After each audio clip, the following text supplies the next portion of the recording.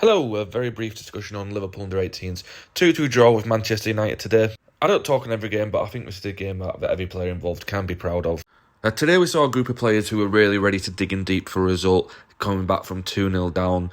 And it was a group of players that are probably a bit less experienced at this level, a group of players that maybe usually come from the bench, or there are other players in front of them in the hierarchy as things stand, as everybody develops at a different rate. Mainly starting with the centre-back pairing of Enahoro Marcus and Emmanuel Araboma. But two players that really bide the time and do have to take the chance when it comes along, and today I think they did really well.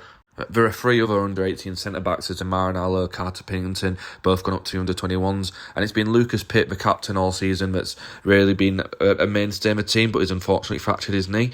So these two lads have come together today against a very, very strong Manchester United team, and I think they deserve a bit of praise for the performance. They defended the box very well overall.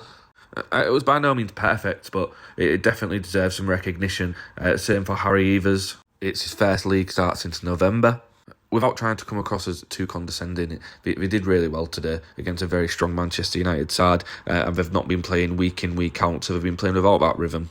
In terms of the fixture itself, Manchester United did dominate possession in the first half, although it looked like Liverpool weren't too displeased at that. They looked to pack out the middle of the pitch, allowed United in down the sides.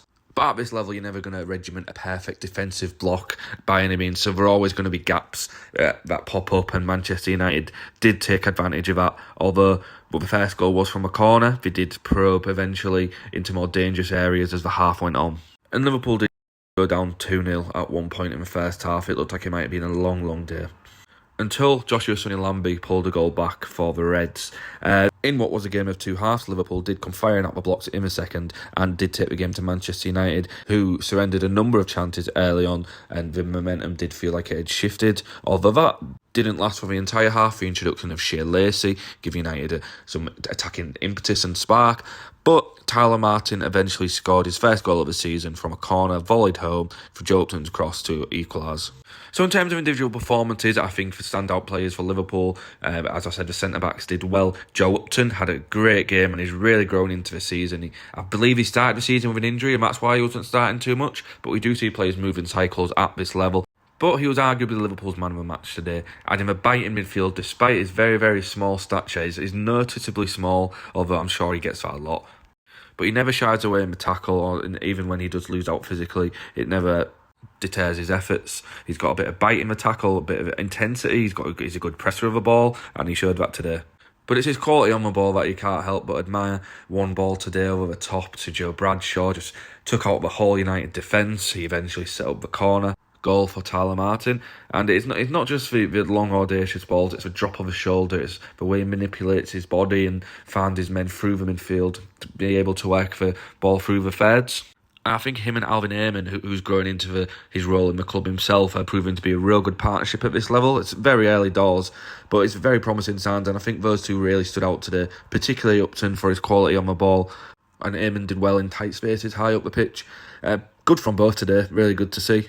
I mean, you have to say Josh Sonny Lamby gave Manchester United a lot to think about today. He signed his first pro contract midweek, and he got a goal today that started off the comeback.